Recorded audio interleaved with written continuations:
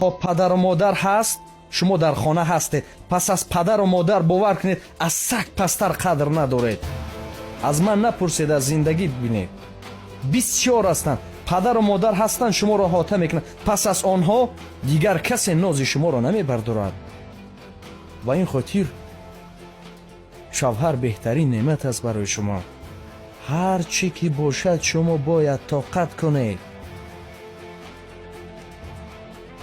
با اون امید نشوید که میگویند هیچ جدا شوید با یک شوهر دیگر. سر باشد طاقه بسیار.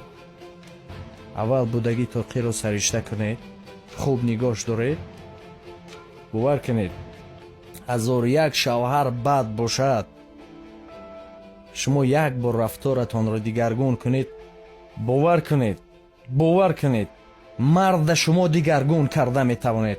مرد میکنید شما.